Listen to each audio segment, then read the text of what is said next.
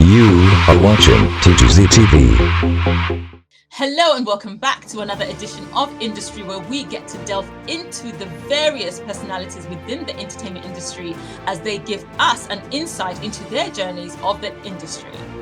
From a young age, dreaming of becoming a superstar and realizing those dreams as an entrepreneur and award-winning household name as one of the most sought-after female hip-hop artists in Zambia. Bombshell takes us into her journey through the industry.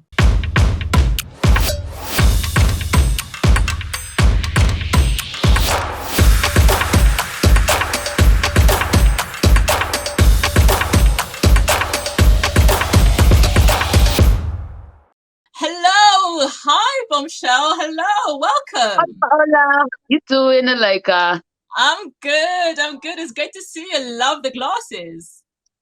Thank you so much. Thank you. Look at you coming over here bad and bougie. I see you. Well, I mean, I think bougie, I was just born bougie, honestly. Like, I just love to dress up. It's just my thing. Yeah. Right? You have to. At the end of the day, why not? No, I love the look. Yeah. I absolutely love. Thank you so much. I love your look. Really? I love your look. I love the hair. You need to hook me up. Oh, thank you. Will do. I can. No problem.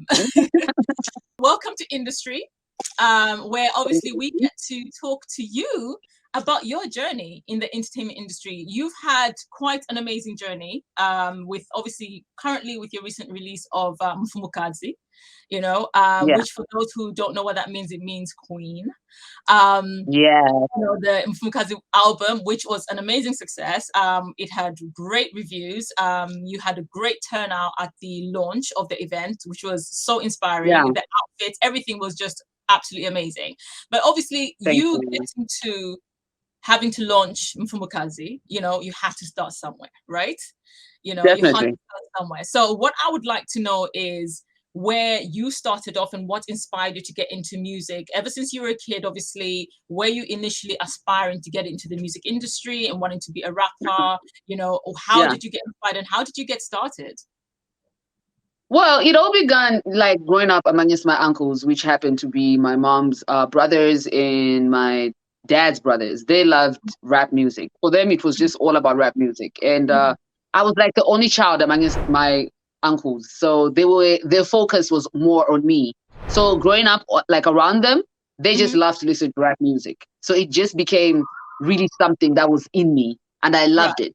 It wasn't forced on me, but being around them, it just felt right to just listen to rap music. They dressed me up gangster and all that kind of stuff. When I was taking pictures, I'd have the peace sign on. I'd wear one earring. I'd wear them dungarees. It was crazy. So I grew up in that type of environment, and that made me love rap music. Right. And so what was it that, made you make the decision to say, you know what, I actually want to try and pursue this as a proper career, bearing in mind that obviously Zambia, whenever you chose the arts, they'll be like, your parents will look at you like, and how much money? Sorry, what is that you want to do? That's for a fact, man. It was war. It took a long time for my parents to actually accept that. But what chose, I honestly cannot even pick what made me want to be that, but it's for the longest time, ever since I was a kid, I just always wanted to be a star. I can't pinpoint a day saying I just wanted to be a musician on this day, or no, because I heard No Scrubs and I said, oh no, I want to be a musician. For me, when I watched them on TV, it was always, I want to be on TV. When I saw a magazine, I'd always think, I want to be a magazine cover one day. Right. You know? So when I saw billboards, I'd always think, I want to be on a billboard one day. I want to be on TV one day. I want to do music. I just want to be in media. So I can't really pick out a day that it actually, dawned on me and I said, I want to be an artist. Right. I would lie if I said I remember the day. Yeah. Right. And so when you had to convince your parents, how was that process? And how long did it take for them to finally buckle and say, fine, you can go ahead and do it? Oh, it took years. I remember going to studio, and when I come back, I'll try to talk about how excited I am. Like, oh, I was at the studio, we did some songs, and mom would just look at me like, no, we're thinking of doing a video. Okay. Mom, do you want to hear this song? Let's hear it. Oh no, good song. Okay. And then next thing you'll be like, oh, so there are papers that have just come in. You need to sign them. You need to be going to university. They literally ignored you. They basically want everyone. I was ignored for the longest time in Wow. my life. So Like, what did you have to do? Like, did you end up going to school? Did you end up going with their wishes initially and going to well, study? yeah, I went to university. I went and studied because I Mhm. actually started music a long time ago. Like the same time Mampi, Slap were beginning, I was doing music. But then Wow. because when Crisis was there, he had a group called Diamond Chain, Mhm. Oh my gosh, I remember. and I was in it. Wow. Yeah, I was in it. Wow. That is Because of wow. family affairs, I had to go to university. So that's what landed me, not just being there at that time. But there were songs that I did drop with some rappers like Kapuka, 5-4, Mhm. you know, Bulo Man. We did some songs together.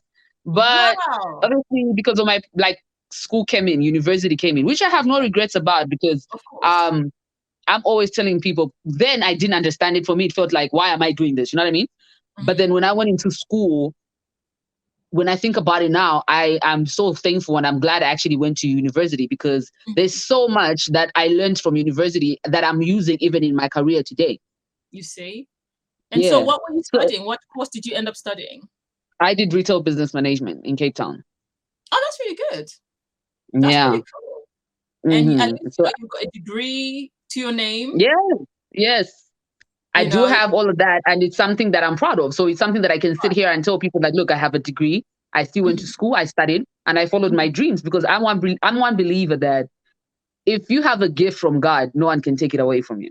right. Because I'm Right. sure certain people will feel like, especially the youngsters, they would feel like, no, I want to be a rapper. Let me do this. And there's your father who's telling you, no, it's better you go to school.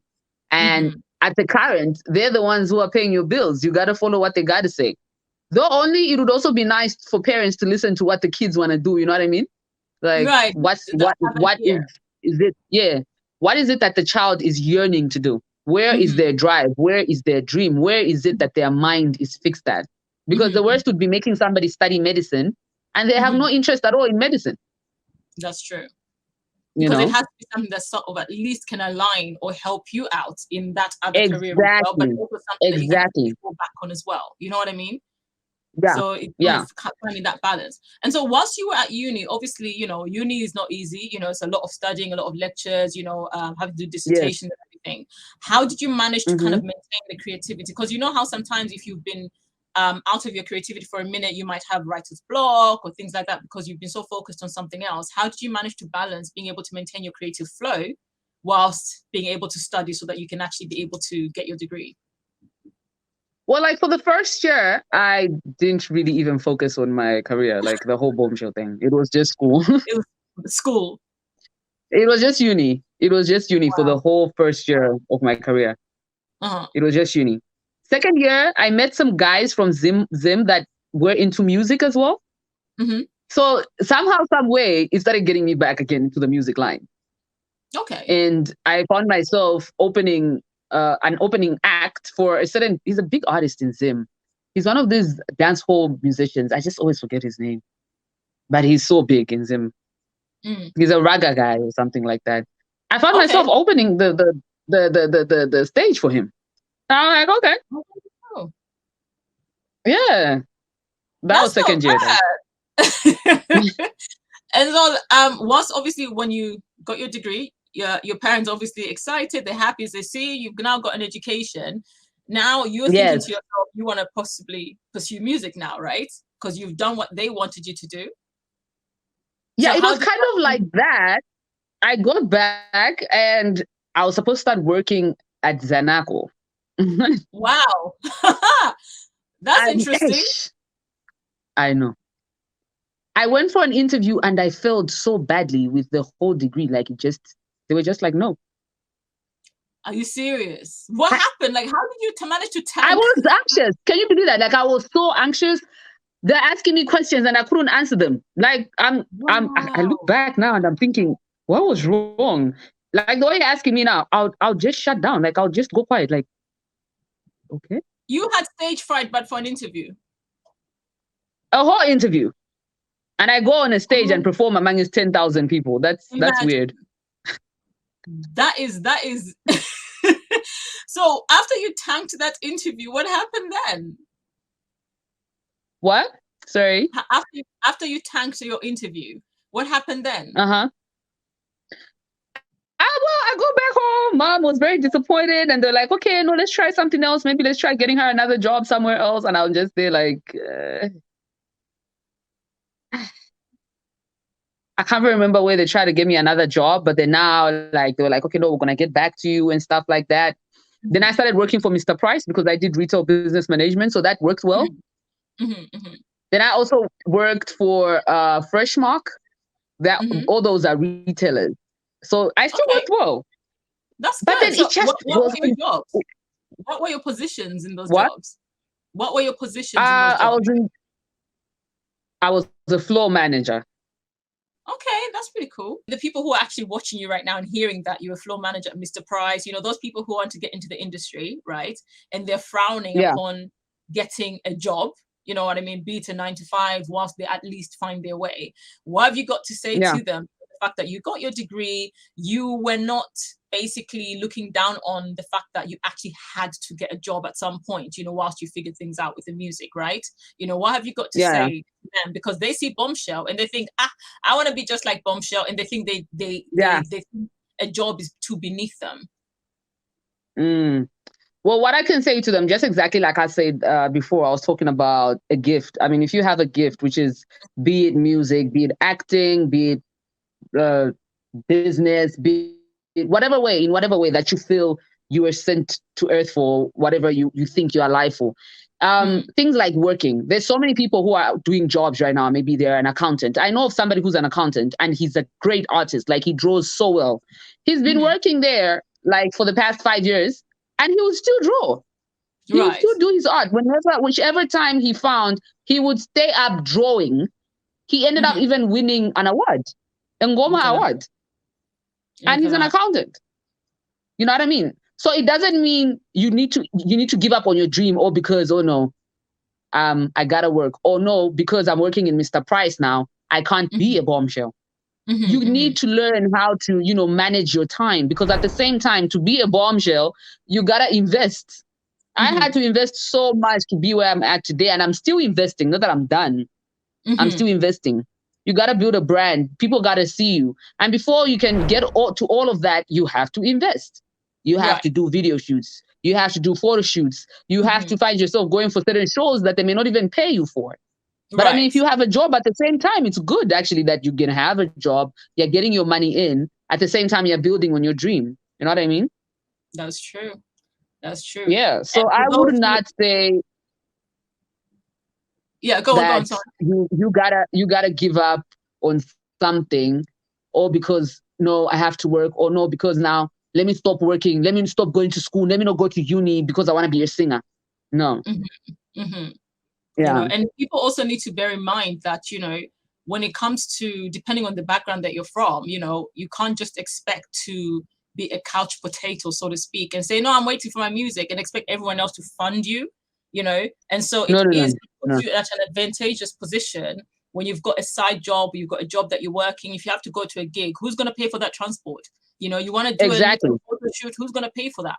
You know, because everything costs money. The moment you step out of your house, you know you're going to spend money. You know, and so people have to kind of remember that. Don't expect people to just, oh yeah, but I'm going to be famous. There's no guarantee. There is no guarantee at all. The industry is tough. There's no guarantee. There's no guarantee at all. You know, the industry is absolutely tough. So obviously with you, I'm assuming, you know, you were able to actually fund your endeavors without having to go to your parents, you know, where they're like, now you've got your degree, so you've got a job, pay for yourself, you know, pay for your own endeavors. For yourself, exactly. Yes. Right. And so when did you reach the stage where you were like, okay, I think I'm doing well enough, or basically make that transition of, you know, having to actually have a 9-to-5 job, so to speak, and then actually taking on your music career full time? Well, there was a point that I don't know how I managed to convince people around me that they gotta help me out. And they started investing in me. That's good. And they started investing in me. So I was lucky. I had people investing. I'm working on the other hand, I'm getting my own money. I started doing small businesses as well. And slowly but surely, I started being recognized. Certain people would call me for shows, but then you find that you get a show and you end up spending all your money on the next video, Right. So you get a show, they pay you a certain amount, and all that money is just going for you to spend on a video. So again, you're like back to zero. Right. But then, when you have a drive in you, even though when you go to zero, it's like you still keep pushing. And no one is going to push you more than yourself. That's something I believe in so much. Right. Even though you can get people to invest in you, if you're not pushing, they will not continue investing in you, because people who want to invest in you, at the end of the day, they also want to get something out of it. Especially music. It's a long-term investment. So whoever invested in me then now look and they're like, wow, this is great. We actually planted a seed and look at her now. She's doing good. And she's still moving forward. You understand? Right. So eventually, obviously, my career started kicking off and I had to now quit everything else and just focus on it as it being my brand and being my business. And so when you decided to obviously finally quit, how did you find that transition? Because I'm assuming, obviously, having a 9-to-5, there's some kind of level of stability that comes with it when you're guaranteed a paycheck, right? At the end of the month. Yes. And now you're finally saying, okay, this is it. I have to make this transition, where even if like, okay, yes, I've got these gigs lined up, or, this kind of money lined up, that there's still more to come, where you're not sure whether it's going to be a yes or no, whether the money's going to be good or not, whether the opportunity is going to be good or bad for your brand. You know what I mean? How did you find that, having to adjust to that transition? Well, like I said, it didn't feel like, okay, because when I was working, right, for me, it always felt like, I need to leave this place. I can't be here. I can't be making sure that clothes are placed well in the shelves, making sure that bootlegs are only bootlegs, making sure that skinny jeans are just skinny jeans. It just didn't feel right for me, but I still did it because I'm one person. When I'm working, I put my all to it. I don't like having to leave a name behind and people saying it wasn't right working with this person. They were so bad. But I remember there was one time, it was Easter. And then I asked them, I said, so this Easter holiday, are we working? And they're like, yeah, because this is the holiday. This is the time people now they'll be in the shops like every day. You gotta work. And I'm like, oh, really? And they're like, yeah. I was like, okay, this is crazy. I was like, no, this is crazy. I have to make a decision. It's either my career or work. Right. And you know how music is. You gotta be in studio. You gotta be there. They'll want you for, like, even now, this is 1:00. If I was working, there'll be a point where you gotta be probably in the store doing something. You can't just be on an interview. Your boss is not gonna understand. Say, I have to walk out for an interview. No. So that was the time now I made a decision saying, no, I just have to now work on this. And when I told my family about it, they were just like, if this is the decision you're going to make, you have to make sure that you got to make it. You don't have room for not making it, And I said, you know what? I'm going to give it my all. And that's the day I just told them, say, okay, I have to resign. And they were okay with it. And I'm sure it's just that now they've changed the management team and whatever, but whoever was there then, when they see me now, I'm sure they're like, okay, she actually meant what she wanted to do. Right. Yes. You mentioned that earlier. You mentioned that you started a number of businesses as well, as long as at the same time as you having your 9-to-5, you started on little businesses on the side. What were the businesses that you had started? Well, so I got into doing chickens, which I'm still doing till today, and farming as well. So that's something that I continue doing till today. Oh, wow. So wait, when you say chickens, okay, remember. So many people don't know about that, but yeah. Yeah, we've got viewers, obviously, who are international, who might not, they're like, chickens. So elaborate on that. I'm sure they'll be like, what is doing chickens? Like, what's chickens? Exactly, what is doing chickens? So elaborate on that for all our other viewers who are in other countries who are like, okay, we don't get it. What does she mean? All right, so this is a business where you actually keep chickens. Like there's broilers, there's layers. These chickens that you buy in the stores, you keep them in the number of, you can keep 1,000 chickens. You get to grow them from the time they're like chicks And when they grow, they take a certain period of growing, and then when they get older, they are killed, and then you get to supply either to people or to shops or even restaurants. It depends on the type, on the number that you're doing. Right. I don't know if that explains something. Yeah, that definitely explains. It's kind of sort of a form of farming, and so with your it's a form of farming, actually, chicken farming. Yeah. So you said you That's started a good one, chicken farming. Chicken farming. You started it years ago. So where is it at now? You said yes, I started years ago. So I'm assuming it's grown a lot, right? Yeah, I'm still doing it. Yeah, we're still doing it. We do like 2,000 chickens, 3,000 if it's good, 5,000. So we supply them to different types of stores, which I'm not gonna mention because I feel like at times it's okay to just keep your name out there. Certain people feel like, when they get, I don't know, there's this stereotype where when people get to know that this person is behind this, then they just stop doing it. I don't know if you know what I mean. Stop doing it. Yeah, I get it. Yeah, like probably they'll stop buying that product or something. That they're like, oh, so it's her. She's like, behind really? it. No, I don't like her, so I'm not gonna buy her chicken. She can keep her chicken. No, I'm not gonna buy it. I'm not gonna buy it. And there's also certain people that we supply chickens to that we're not supposed to mention names, but they will buy in bulk. Okay. Like these are certain restaurants. Okay. That's amazing. So you've literally got a thriving business, and which coincidentally happens to go hand in hand with your retail degree, because you learned all about retail business. There we go. I was about to say that. That there goes what I studied is actually working very well and hand in hand with my career currently. Because retail business management had personal selling, where we had to go out and sell goods. Like the university would give us stuff, and then you had to bring back like a certain amount of money by the end of the semester. So we would do that, and I find it working very well. And also when it comes to working on my brand, that's something I learned in university, Right. So education does play a very huge role in different aspects of our lives and whatever we get to do, It does. That it does. And you are living proof of that. You are living proof of that you've actually not only went to school, even if from the time you were a toddler, your dreams and aspirations were to become a star and become, be on TV and, become a rap artist eventually. You still managed to actually see it all the way through, go to university, get your degree, and you've been able to actually make those transferable skills into your current life right now, which is working to your advantage because, we just had COVID, right? Everything was on lockdown. How did that affect you? How did that affect your business actually in terms of like, your chickens? And obviously because as a musician, no one was working. Yeah, well, what happened was, I don't know, thank God.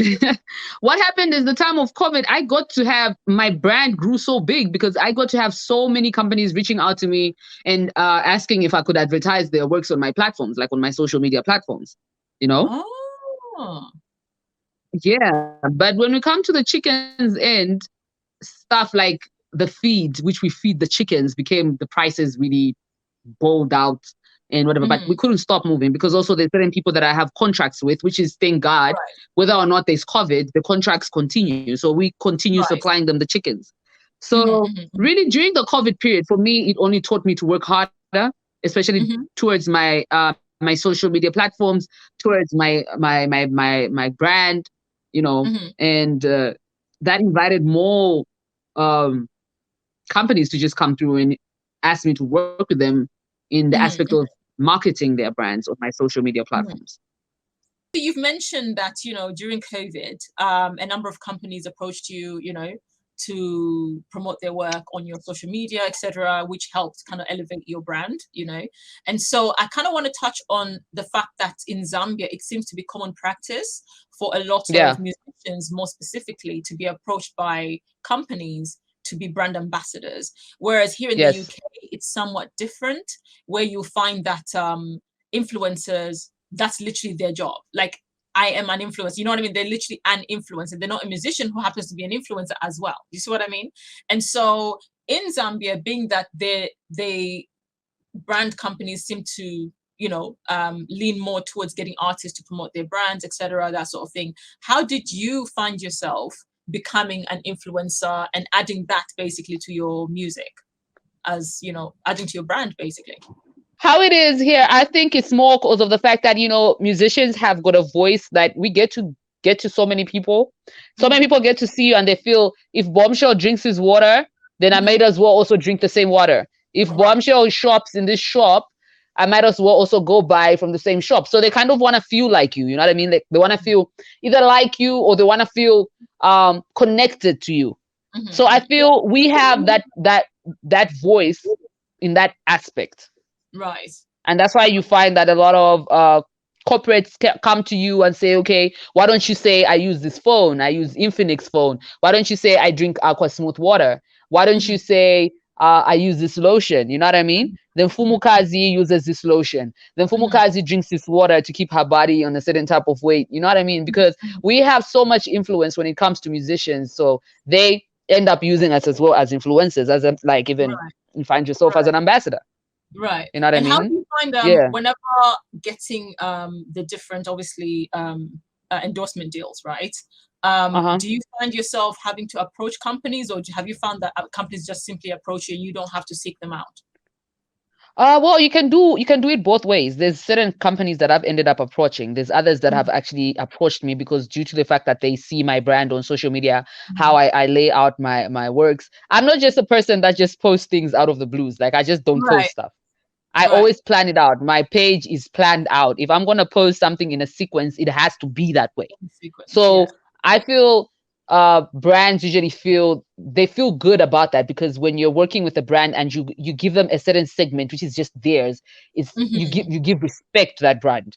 And that way when another brand comes to your page and they see that, they tend to feel like, okay, then I should work with this person as well, because the immediate time I'm going to work with Bombshell, she's going to have a segment for just our brand, and it's respected, because any brand, for them to be a brand, they've worked so hard. So when I am working with brands, I want them to feel that I respect them and I appreciate them to actually reaching out to me, you know?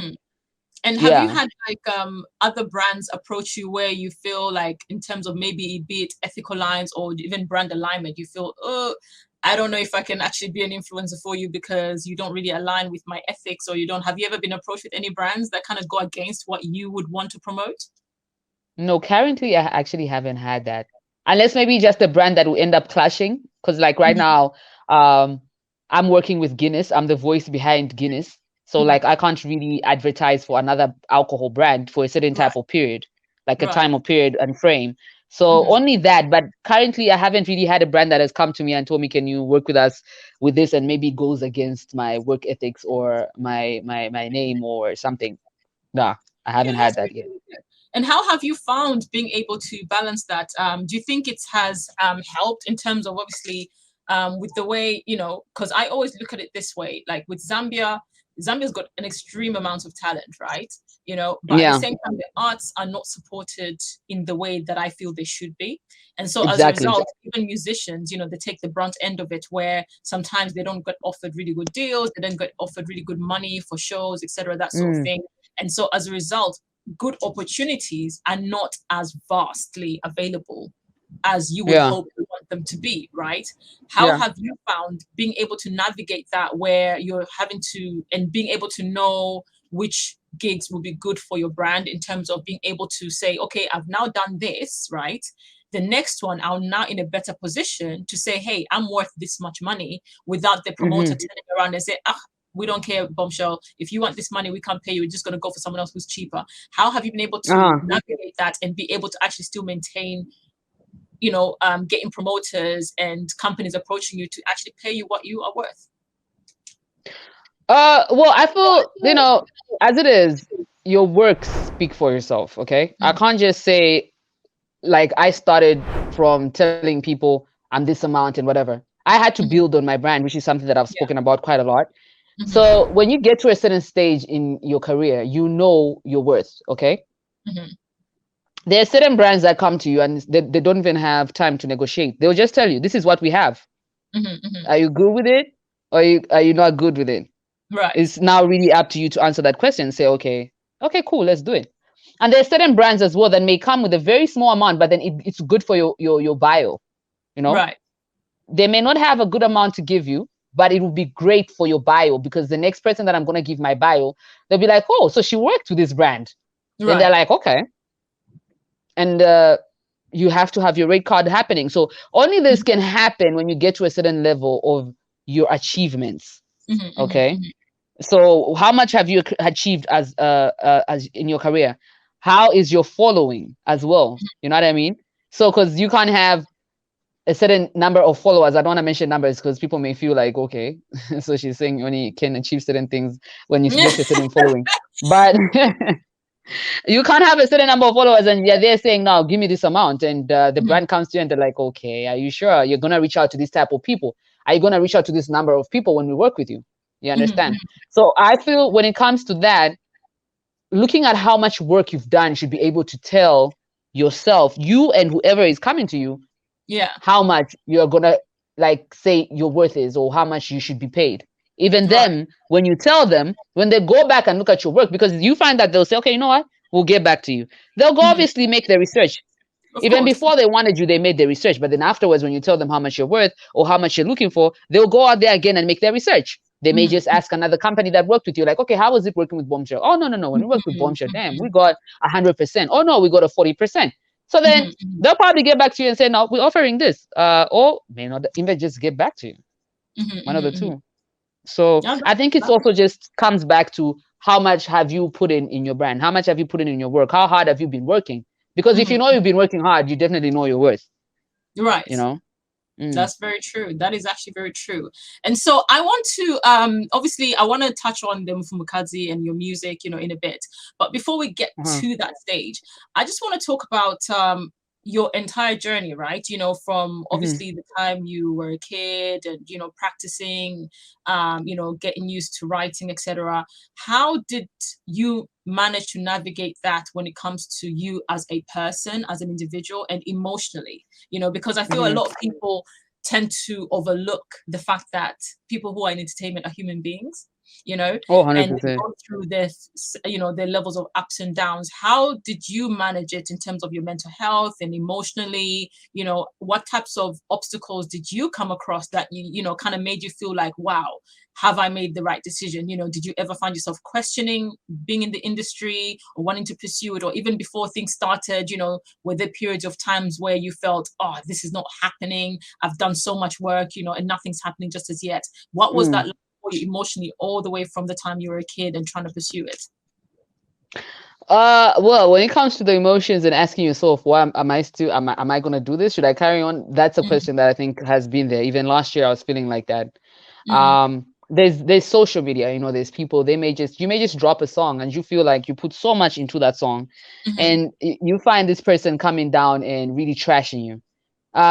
We are human. We're not going to lie to say that stuff doesn't get to us. It does. It really gets to one person. It gets to every being. I mean, I've seen Lil Wayne responding back to a hater who was hating on him on his song. And this is Lil Wayne. Lil Wayne. You know what I mean? You would think Lil Wayne would be like, hey, whatever, man. I really don't give a damn. But it gets to us because we put in so much work when it comes to music. You know what I mean? You get into studio, you will spend even a whole full day, maybe even nights in studio, man, just trying to create a song.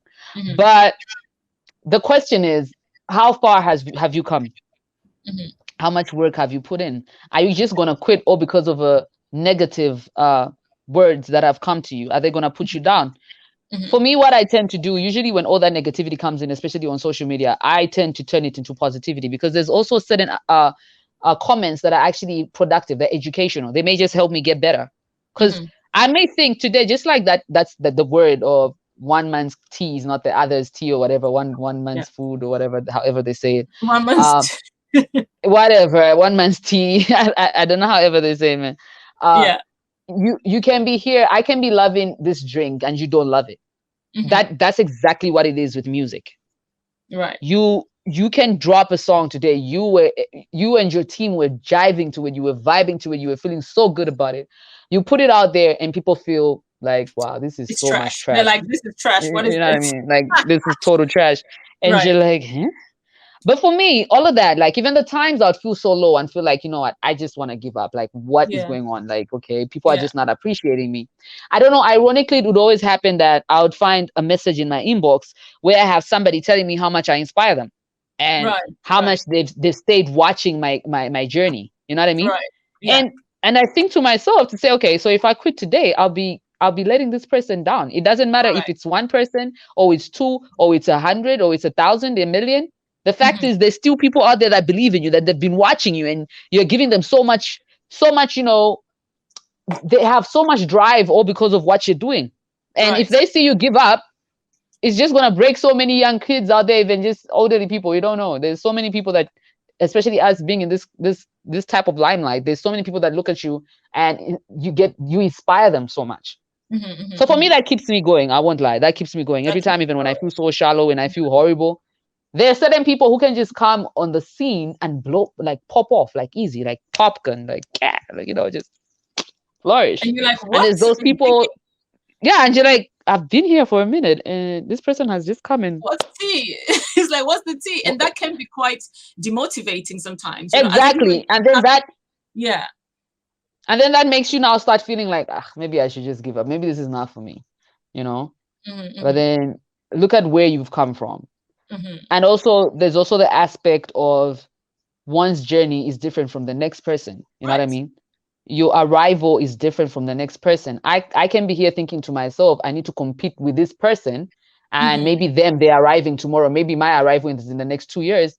And all because you are competing with this next person and you just break it off. You know what I mean? Right, right, right. You know, and in terms of like the Yeah. pressures, right? You know, because obviously what a lot of people don't seem to fully have a grasp on when it comes to entertainment is the amount of work you're doing behind the scenes, you know, the amount of pressure that you Yeah, have, true. the amount of hours that you have to Yeah. put in, and how exhausting it can be, right?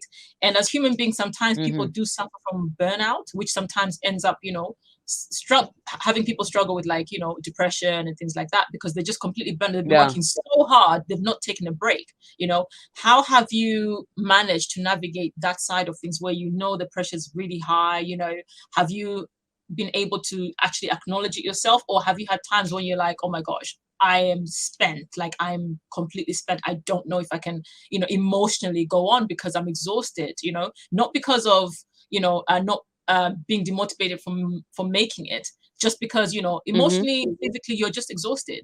How have you managed to navigate that? Well, when it comes to that, I won't lie to say like I've never had those demoting times. How have I managed to navigate it?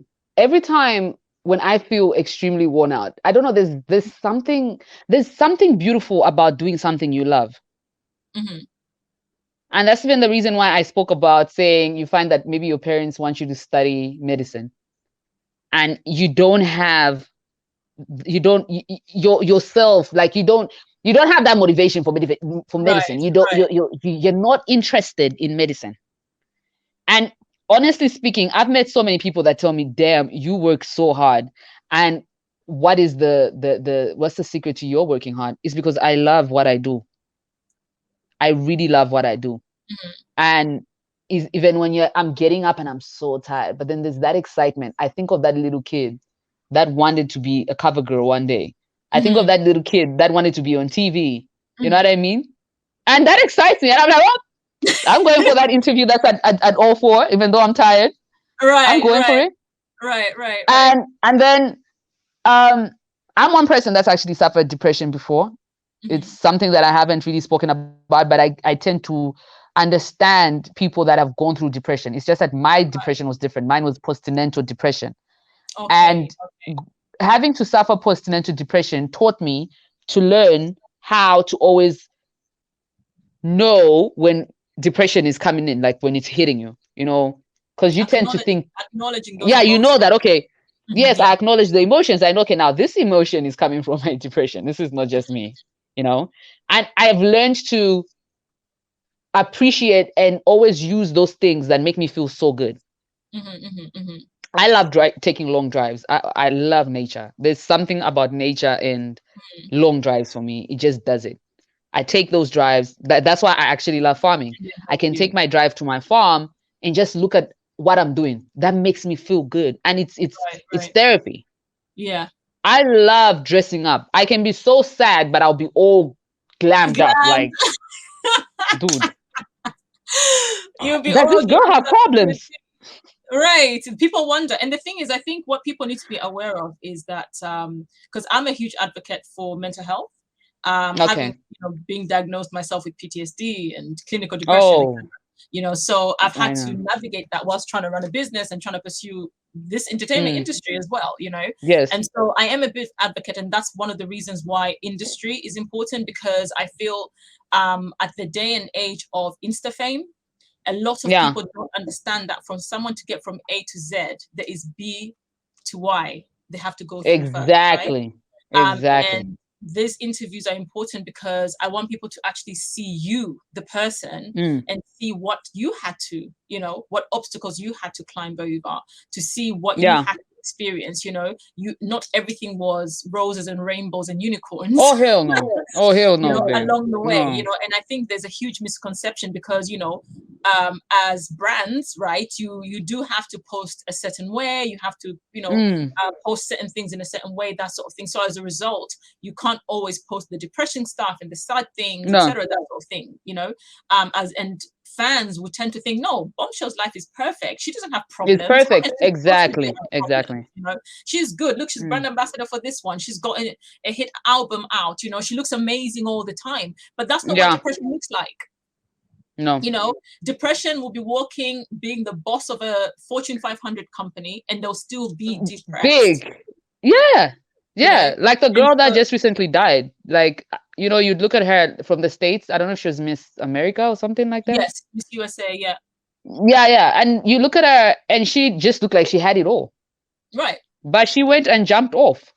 You know? You don't know somebody's story. You don't know someone's real story. So Exactly. that's why it's important, because I feel it will allow, your followers, your fans, and people who actually admire your music to know where some of even your inspiration for some of the things that you True. write, comes Yeah. from. Because like, okay, that person just decided because they're trying to make an emotional song. No, actually, some of these songs come from very deep places, Very deep places. that people don't know fully about, And Yeah. so I'm thankful that you've shared about, your postnatal depression, because I Yeah. think it's something that needs to be spoken about. Depression in the It entertainment really industry needs to be is spoken extremely about. high. It really The does. entertainment industry has got high rates of suicide, Yeah. because of the pressures and people buckling under the pressure. They feel that they can't take it anymore because there's very few understanding. Everyone just wants them to just kind of like get on with it, Yeah.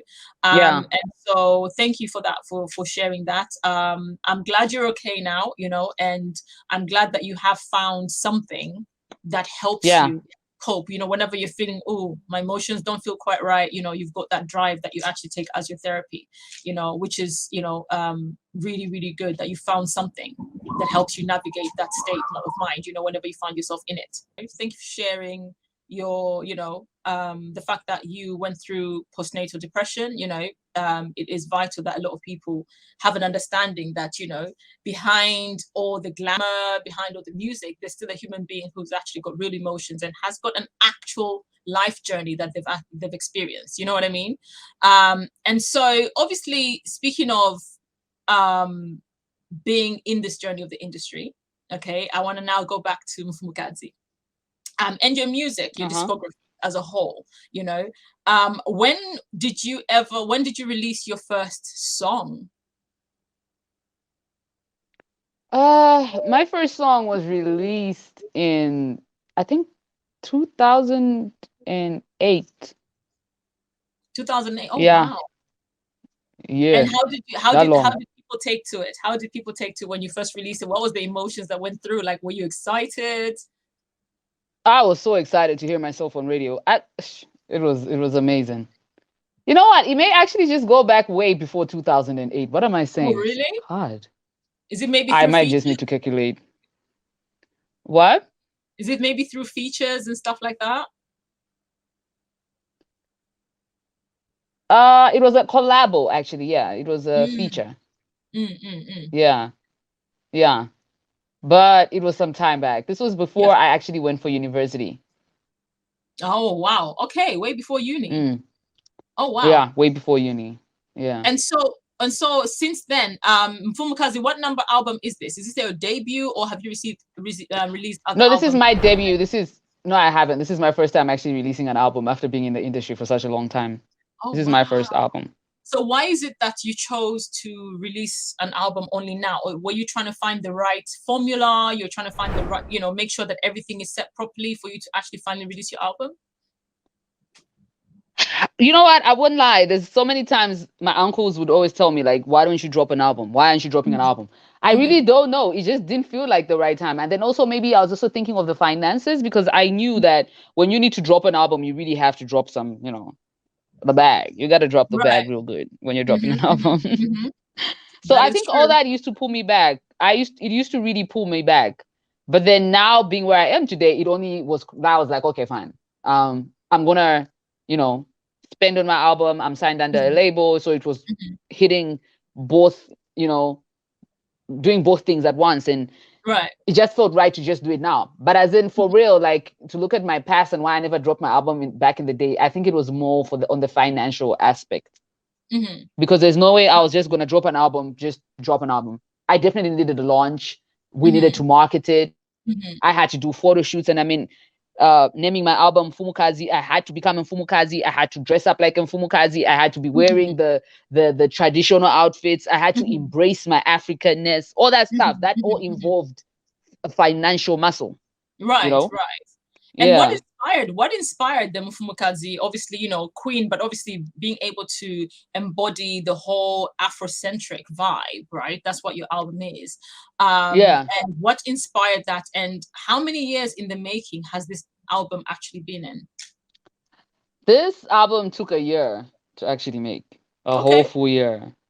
And what inspired the Mfumukadziness? Firstly, it was about me falling in love with being African. And just being able to embrace ourselves being African, loving our print, showing that you can actually dress up in the whole Afrocentric and look sexy and look fashionable. Not that the sexy wrong, but you know how it is today. People may feel like, no, I can only look good in silk. You can look good in Afrocentric clothes. You know what I mean? So I was trying to show all that. You can do your makeup on and have the white dots, just showing that you're African and still look beautiful. You can still have your hair duke on, have your beads on and still look beautiful. You know what I mean? And also I wanted to embrace more of women, because women tend to look down on themselves. We tend to look so much down on ourselves. We feel like, no, I can only be called a queen if I come from royalty, or no, if I have a big business, or no, if maybe I come from a wealthy family, or no, maybe if I look a certain type of way, or I embrace myself in this type of way. My album is dedicated to all women. I want every woman to know that they are a queen. And not just only being a queen, being an African queen. Love yourself. Place your crown. It doesn't matter what you do. If you wake up every morning to go sell tomatoes, call yourself Mfumukadzi. I am going to sell tomatoes and I'm a queen. No, that's so in terms of your the songs, in the album, what sort of stories are you telling, and what were your various inspirations behind some of your tracks on the album? Well, the majority of the inspirations were for the fact that how life is. Just like I've told you my story. I started from a certain time to a certain position. It's almost like a Drake, started from the bottom, now we're here. And it was also to just tell people that you will make it one day. I have 2 songs that talk about making it one day. It's all about dedication. Not everybody started from where they are today. There's always a starting point. There were times I had to walk to the studio. Now I'm driving, to the studio. There's times I had to get connections. I had to ask a person, please, can I use your studio? Now I get studios calling me and saying, would you like to come record in our studio? You start from somewhere. You know what I mean? So that for me is those are the most inspirational songs for me. You will make it one day. All you got to do is push. You got to work hard. All that sweat, that blood, all those tears, they are all for something. One day they will be worth it. One day they'll be meaningful. One day you're going to wake up and look back and say, damn, all those sleepless nights, all those nights I cried so hard, all those nights I had no money to do this, but I still made a way somehow. All those days I walked.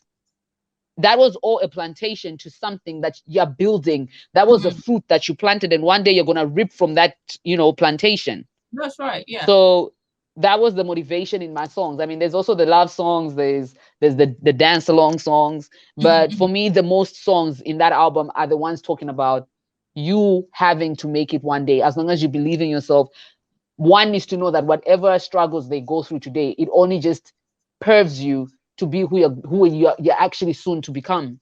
Right. Yeah. That is extremely inspiring. I mean, I absolutely love the cover art, by the way. Thank you so much. That's why we felt, with obviously our platform, the Global Zambian magazine, we had to write about it, say, no, this is amazing. Thank you. It's different, a lot of people obviously were posting everywhere about it. So you definitely I know it was crazy. did a really I good was job. so You overwhelmed. know what I mean? You definitely Thank you. did a good job, and you've managed to seem to have found yourself in a place where you've got really good support system. And I just want to quickly, before we wrap up, in terms of support system, right? When your name started getting known out there, how was it? How did your family start to treat you? And in terms of friends around you, how did that affect you? Did people change towards you? And even you yourself, do you feel you changed? Did your personality change? Did you change how you navigate things, how you speak to people, how you conduct yourself? Well, one thing about me that I'm actually so proud about is my down-to-earthness. When you look at the Bombshell persona, you would think this is a girl who's very full of herself, because that's the persona that Bombshell takes out. Even the way I carry myself, how deep my voice is and whatever. Your voice actually surprised me because it's very deep. It reminds me of one of my friends who's also a voice. But when you look at her, she's like you. She likes to glam up, and she's a rapper as well. So it's like the voice and the face. You're like, that's the same person? Are you sure? I always get that. Like, people are like, they expect to hear like this whole "Hey, how you doing?" type of thing, but then hey, oh my God, don't say that. All right, so but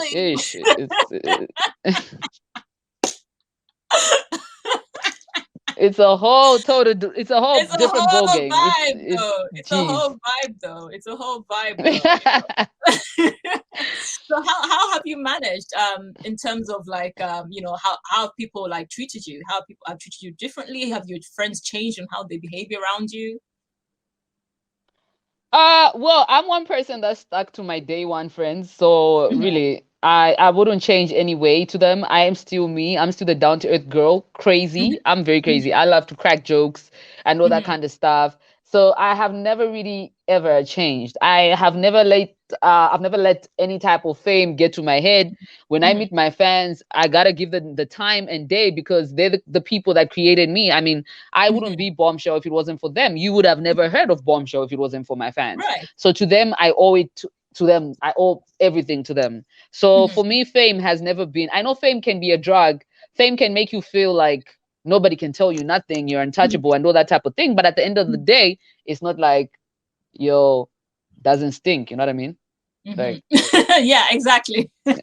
You get me? I know exactly what you mean. So obviously you have said that fame hasn't changed you. It hasn't changed your personality. You're still the same person that you know yourself to be. What about the people around you, your family, as well as your friends who've been around you?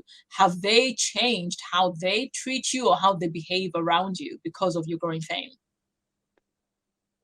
Okay, so when it's family time, I'm very good at differentiating between Bombshell and Walia. Okay.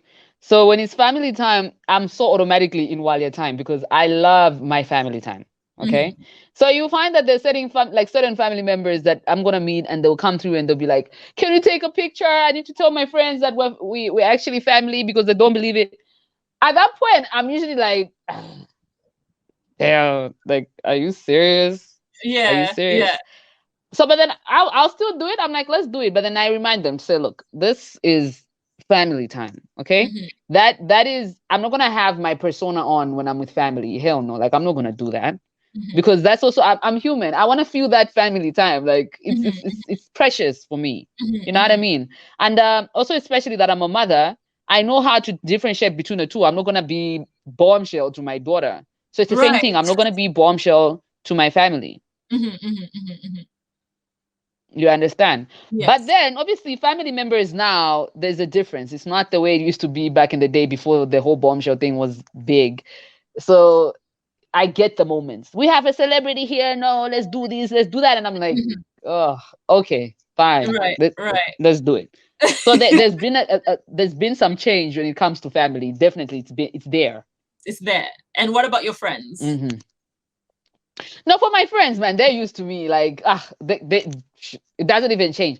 Okay, there's obviously that angle where when you go somewhere, you're having dinner or whatever, and you have to say hi to so many people. Also, certain people will come through and like, can we take a selfie and with your friend? But then, they know what they signed up for. They're my friends. Yeah. So they sit back and just probably laugh at it. Like, okay. And maybe they get people asking them questions like, how is she? What type of a person is she? Like? And you find they're like, no, she's a crazy girl. You would not even believe she's crazy. The things she says, she's crazy. They're like, are you serious? She just looks like she's all about seriousness. I'm like, yeah, well, they'll be like, yeah, she looks like she's all about seriousness. But trust me, the clowning that comes out from there is crazy. So with my friends, I don't feel they ever treat me like I am who I am out there. It's just still real talk. It's still friendship. Right. They're still real to the bone and to the core. Yeah. You know what I mean? And do you find that when certain situations, friends being friends, sometimes, you make me say certain things or make certain decisions that are not really that great. Do you think they call you out when they feel it's required? Yeah, they do. That's I think good. they do. They do. Like, I don't care if you're I think because you are Walia to man, me. you are Walia to me. End of that, bro. You're messing up. Here you're you are really messing up. What's this you're doing? They will call me out. They don't hold back. And I love people that call me out because that only shows how true our friendship is. You know what I mean? Because you shouldn't be able to hold back because you feel I'm a certain type of person. No. Right. We have a foundation and the foundation remains no matter what. You don't want a bunch of yes people around you, Yeah. Because I find that a lot of people who tend to become famous and they keep a lot of yes people around them are in danger of, especially when the pressures are high and they have to take to substance abuse, those people around them are not going to hold them out to say, look, this is not good for you. You know what I mean? That's why having a good support system is important. And a good support system does not necessarily mean that, you've got a bunch of people to help you out and be there with you and chill with you. But it's people who actually call you out on your rubbish, They'll call you out when you're exactly. They'll call you out when you're harming yourself. They'll call you out when you're doing something that's not healthy for you, And that's really, really good. And I'm happy that you actually have a good support system who literally like, excuse me, who's Bombshell? No, we only know Walia. Exactly. We've only known Walia here. So what you on about? We're not all about that Bombshell. No. And speaking of Bombshell, I'm very curious now, girl. Bombshell, the name, because obviously you started off, if I recall, when I first saw you, when your name kind of started popping up in the industry some years ago, I saw Bombshell Grenade. I was like, what? Grenade? Bombshell Grenade. So please help me understand how the name came about and why Bombshell Grenade. And obviously you've now shortened it technically to Bombshell, right? Okay, so the name came up because when I was growing up, I always had big hair. Even right now I have some type of big hair, but I guess it just starts from there. I always moved around with a big afro. So my uncles used to tell me I look like I stepped on a bomb. So they started calling me Bomb. Yeah, and so now when I decided to say, okay, you know what, we're taking the music to another level, what am I called? The first name I came up with was Fugitive Eye. Can you believe that? Because I was so in love with Left Eye. I've actually never shared this. Let me pause 1 second because I need to gather myself. Did you say Fugitive Eye? Fugitive Eye. And I remember my cousin going like, do you know everyone is going to be, every time they look at you, they'll be like, That's literally. I was like, oh my God. That's the Fugitive Eye. I am dead. You want to have a Twitch. I am dead. I cannot. So what made you scrape that name? Obviously, because I was not after my cousin did that, what I've just showed you, and she's like, people are gonna be looking at you and they'll be like, I was like, okay, no. Then next I thought Black Diamond. Again, they're like, no. And my cousin again was like, that sounds like a stripper name. Literally. And I'm like, okay. And so my uncle was like, bro, we call you Bomb. And I'm like, yeah. So why don't you just have it as Bomb? So I'm like, that makes sense. And then I loved Eve as well. The day I was listening to, like, I was the type that when I buy an album, she just dropped an album, Scorpion. I would listen to the whole album. I'm that type of person. I don't get an album and I listen to specific songs because or just listen to the songs that just dropped, the singles. No. I'll listen to the whole album. So there's a part she was rapping and she goes like, yeah, the hot, sexy Bombshell. And I'm like, what? That sounds good. And she went on, rapped, and then she went on again, yes, because I'm the hot, sexy Bombshell, short hair, blonde hair, and whatever. And I was like, there is the name, Bombshell. Right. And that's how I gathered the name Bombshell. And now on the Grenade, my fans gave me Grenade. My fans gave me Grenade. Like, I never gave myself Grenade. I never did. Yeah. So now every time they'd say Bombshell Grenade, and they gave me the surname. So hey, there we go. Bombshell is Bombshell. What's your first name? Bombshell. What's your surname? Grenade. And we're Grenade. Oh my gosh. That's well, it. I am happy. That's very interesting. I mean, that's actually a really interesting and very funny story of your name. I know. This is the first time I'm sharing my name change. Look at that. Look at that. You got it exclusively here, only on Industry. Yes. Oh my goodness. You know, Bombshell, honestly, I feel like we could actually sit here and actually just chit chat more. I know. Because it's like we've got so much to talk about. So much. Honestly, so much. No, please, you should have me again. You should have me again. Let's have a segment where we just talk about mental health. It's very important. Like, I feel I need to reach out I need to reach out because I had a whole crazy experience of my mental health, especially postnatal depression. I'd love to, just touch that side of my life. And I don't know how many people it can help out there. And it would be really, I'd be really happy. Yeah, no, I'll be happy to help somebody out there. I'll definitely be staying in touch. I will WhatsApp you because there is an idea that we have been, looking into as part of TGZ TV. That's to do with discussing that side of things, where it's mental health and things like that. But I definitely will be keeping you posted and keeping you updated. Please do so. Said, as much as I hate to, close down this interview, it's been absolutely amazing having this conversation with you. Thank you so much for having me. Issues, we've had crazy network issues throughout, but we've managed to get through it. We've managed to get through it.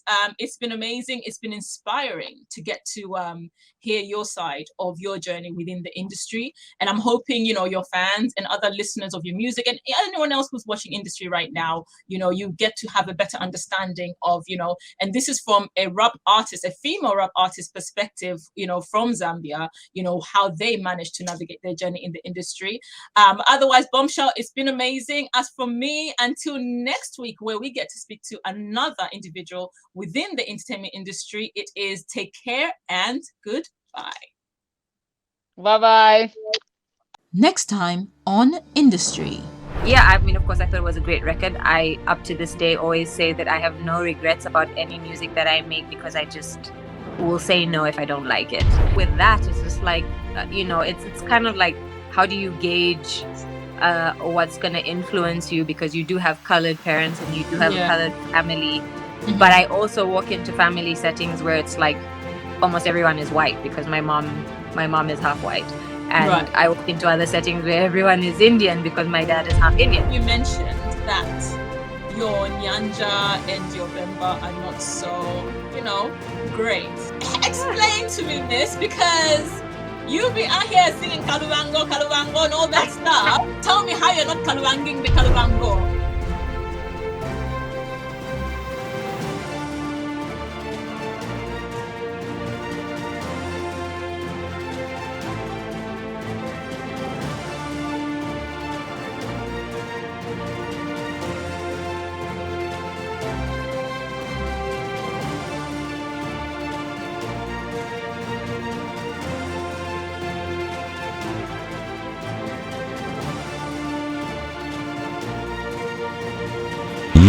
are watching TGZ TV.